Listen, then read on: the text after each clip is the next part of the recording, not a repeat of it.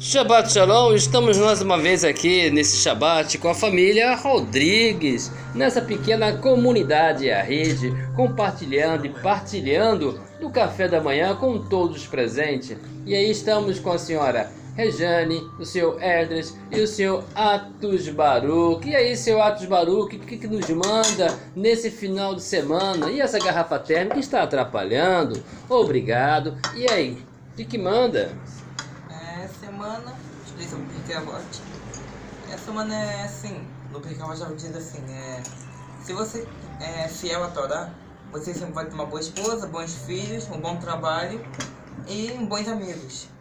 Então você tem que ser fiel à Torá para ter tudo isso. E o que seria exatamente ser fiel à Torá? Respeitar as leis da Torá. Respeitar as leis da Torá, muito bom. Não só da Torá, mas também do seu país também. Do país, principalmente, a gente mantém a coisa em ordem. Então, muito obrigado. E a semana, como é que tá a escola? Como é que tá essa vida de quarentena? Já tá 2 meses já, né? Eu acho que tá 2 meses, quase 3 meses. Né? Quase 2 meses. Isso. É aula online pela escola, que minha escola tá dando aula online. E o seu também tá dando aula, pra mim e pro meu irmão. Muito bom. Então, obrigado aí. Estude e um bom café da manhã.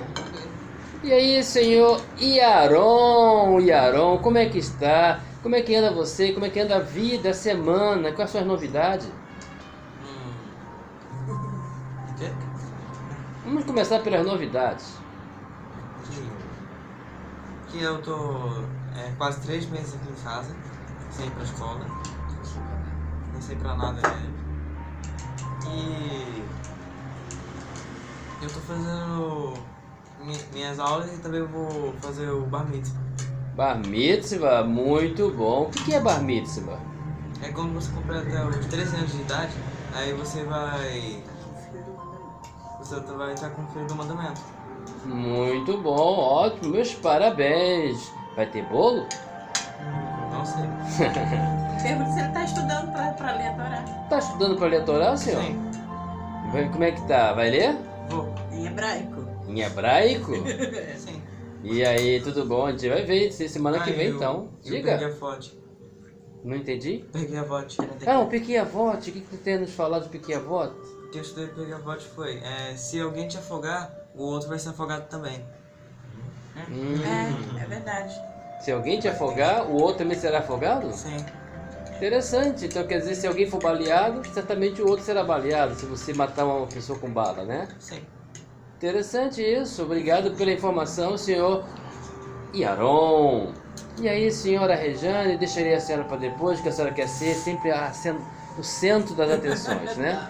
E aí, senhor Esdras Vinícius, como é que anda essa política brasileira e internacional? O que tem a nos dizer? Como é que anda a nossa futura potência? Bom, potência tecnicamente é ação, que para quem não sabe, o Brasil é mais rico que o Canadá, né? Do bloco americano. O Brasil é o segundo mais rico, ele passou o Canadá no passado, pouca gente deve estar sabendo, né? Porque se for depender de mídia, estamos fritos, né? Mas assim, sobre a questão toda, assim, essa semana, agora, a gente teve muita gente protestando contra o isolamento, teve bastante gente na rua. O Brasil chegou a 10 mil mortes, chegou de manhã a 10.017 mortes, bastante gente, e está com 147 mil casos confirmados de coronavírus. Tem acho que uns 60 mil que já se recuperaram.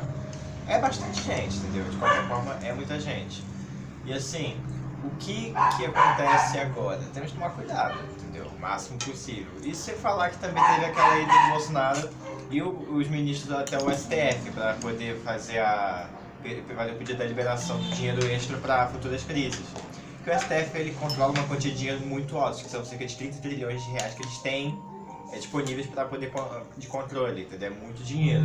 Esse total é de 69 trilhões, acho. É um total de 69, então. Mais liberado de 69 trilhões é o que o STF tem direito a controlar. E o Bolsonaro foi pedir uma parte desse dinheiro para controle de crises.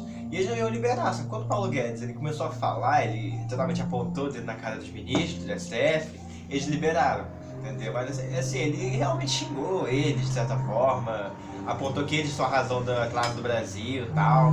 Eles meio que ficaram sentidos, entendeu? E liberaram o dinheiro. E enquanto isso, a situação aqui no Rio tá até que equilibrada. Em São Paulo tá com bastante morte, mas é porque é o estado mais populoso. E a situação pior de proporção é no Amazonas, para ter uma noção. No Amazonas, o estado todo está com 10 mil e poucos casos, já tem cerca de quase 1.000 mortes. Isso significa que 1 a cada 10 pessoas vai morrer, na expectativa no Amazonas. E o Amazonas é um estado grande, o maior estado do Brasil, com mais recursos, só que é o estado menos populoso, é um dos menos populosos, acho que é o terceiro menos populoso. Tem só 3 milhões de habitantes, entendeu? E assim, o governador não deu conta de cuidar de 3 milhões de habitantes. E somente a cidade do Rio de Janeiro tem 6 milhões e meio, entendeu? Ou seja, é uma situação assim que não tá nem um pouco equilibrada por lá, entendeu? Se for nessa comparação, 1 a cada 10 pessoas vai morrer no Amazonas. Ou seja, pra você que é do Amazonas, tome muito cuidado que a situação por aí tá precária. E assim, você falar que o governador ele provavelmente vai ser impeachmentado, é possivelmente que ele teve escândalo de corrupção nessa crise, ou seja, tá uma situação complicada, né? E é isso, entendeu? É isso que eu tenho a dizer. Muito bom, então um ótimo café da manhã. E aí, a faculdade tá rolando ou parou? Não, tá rolando ainda, só que tudo tá online. Online. Então vamos ver, vamos ter melhoras aí. E a senhora Rejane tomando água, café, alguma coisa? Água. E aí as novidades que você tem a nos dizer, senhora Rejane, dos acontecimentos da semana, do Shabat? Bom dia, Boker Tov, né? Boker Tov. Essa porção, ela é a porção conhecida como Emor. Ela é uma porção bem simples, porque ela faz um resumo da questão que o povo de Israel se divide em 3, né? Que é o Kohanim, o Leviim e Israel, que é a população. Então, assim, vai falar sobre como o sacerdote, o sumo sacerdote deve se comportar, como que os levitas devem se comportar e como que a nação deve se comportar. É uma porção também que agrega algumas histórias sobre questão se é verdade ou se é mentira. Aquela análise, né? Você seria levado para uma sala, tipo, um espaço, igual hoje eles fazem sala de interrogatória, e aí você iria ser colocado de uma maneira e os sacerdotes saberiam se você estava mentindo ou se estava falando a verdade. Aí também sobre confiança, ela fala sobre essa questão da confiança, que é muito importante você depositar sua confiança completamente e totalmente, absolutamente só no Eterno. Por quê?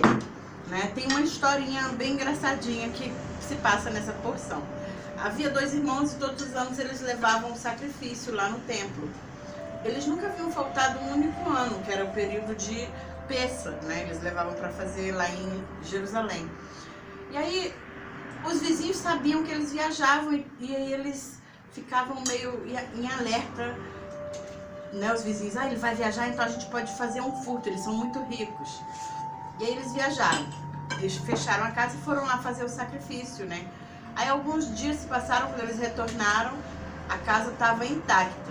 Por quê? No período em que eles estavam prestando esse sacrifício ao Eterno, de agradecimento, o Eterno enviou, né, anjos para a casa dele, e lá dentro da casa os anjos faziam barulhos, como se tivesse a casa cheia de pessoas, todos os dias tendo um jantar, e os vizinhos que estavam querendo roubar, não roubaram. Em contrapartida, os irmãos, quando adentraram na casa, encontraram a casa intacta, como se nada tivesse... Não entrou ninguém, nem mesmo um animalzinho, um inseto havia entrado na casa. E aí eles ficaram muito felizes e pensaram, nossos vizinhos são maravilhosos, olha, vamos presenteá-los. E aí eles levaram um presente para os vizinhos e os vizinhos se sentiram envergonhados, porque eles queriam fazer o mal. A intenção deles era fazer o mal. Isso prova que a gente não deve fazer o mal com o mal, mas com o bem. Está em Provérbios essa passagem de que não se vence o mal com o mal, mas sim o mal com o bem. Então, essa porção, ela é bem simples, ela é bem pequena também, mas assim, o assunto transversal é essa questão. Você todos os dias é colocado diante de uma situação em que você pode ser pressionado a dizer a verdade ou permanecer na mentira. Então, pare de mentir e seja verdadeiro. Basicamente é isso. Isso aí, senhora Rejane, obrigado pelo café da manhã. E aí, essa semana, como é que está essa questão de falecimentos em grande escala no nosso país? A gente está passando por a pandemia, né, do Covid-19 mundial, não é uma coisa local. E algumas pessoas realmente estão sofrendo bastante, porque tem muita morte sem saber se realmente é Covid, morte por suspeita. E aí a família sepulta lá naquela vala e fica muito aborrecido, né? Por não poder dar um sepultamento digno para o familiar. É muito triste mesmo essa situação. Entendo então, muito obrigado. Um bom Shabat, um bom café da manhã e como sempre, meus parabéns. A senhora sempre está de parabéns, Obrigada. não só pela beleza, mas também por preparar essa mesa, Obrigada. que é um privilégio da minha esposa. E aí tá a família Rodrigues. Aguarde um momento que eu vou ter uma palavrinha com os senhores também. Shalom, bom dia para todos aí. Realmente estamos passando por uma situação delicada no nosso país, mas uma das coisas que eu tenho a dizer para todos os senhores é o seguinte. Primeiro, cédula, dinheiro, é importante, mas na situação atual e a situação um pouco mais à frente, ela vai ter um pequeno diferencial. Ter dinheiro não significa ter uma solução para uma necessidade, mas ter as necessidades supridas não significa ter exatamente dinheiro. Vamos dar um exemplo. Se você tem energia elétrica, tá? E tem uma tela solar, se você tem um poço e tem água, tá? Isso muitas vezes não é necessário ter dinheiro, mas está sabendo como aplicar o valor. Você vai ter que ter objetos que suprem a necessidade, que é fogo, que é água, luz e a plantio de comida ou estoque de alimentação. Eu sei que isso envolve dinheiro durante o movimento para adquirir, mas algumas coisas vai ter que mover a inteligência de como utilizar esse dinheiro, no que fazer, no que executar. Até uma festa, qual o ponto principal de uma festa, qual os ingredientes principais de uma festa. Então muitas vezes algumas coisinhas são supérfluas dentro de uma mesa de festa, e até mesmo a própria festa em si, e algumas coisas são essenciais. Esse foi um exemplo. Em suma, eu quero dizer o seguinte: nessa mesa, por exemplo, ponto alto aqui é o café e o pão. Tem café e pão, é o café da manhã. O restante é complemento. A família, né, que é o Então, principal. estou falando da mesa, alimentação. Então, o que eu quero dizer, economicamente, você vai ter que escolher o que é realmente importante e o que é urgente. Tem que sempre fazer essa pergunta: esse copo é importante na minha vida ou esse copo é urgente ter na minha vida? Então, saber dar essa resposta significa saber até fazer escolha na hora de fazer compra, alimentação, roupa. Você tem que criar atividades em casa, não só acadêmicas, mas atividade de hora para limpar a casa, hora para dormir, fazer tipo um quartel, porque aí você cria movimento, cria referências, porque vamos ficar aí, creio que é no mínimo aí 1 ano e 6 meses, tá? No mínimo. Então a situação que vamos atravessar agora vai ser crítica, ela vai melhorar um pouco lá para outubro. E digo também, referente à fé, estava conversando com um conhecido ontem, nós somos monoteístas porque nós cremos em Deus. Isso é o bastante. Nós temos a Torá como apoio, tá? Vamos nos apoiar na Torá. E qualquer outro comentários religiosos não levam a nada. Estilo de vida traz alguma direção, entendeu? O estilo de vida traz direção. Agora, fazer comentários religiosos, ficar brigando por religião, não vai dar em lugar nenhum. No mais aí eu vou terminar porque o meu filho está aí desesperado com o tempo. Um ótimo café da manhã e um shalom para todos.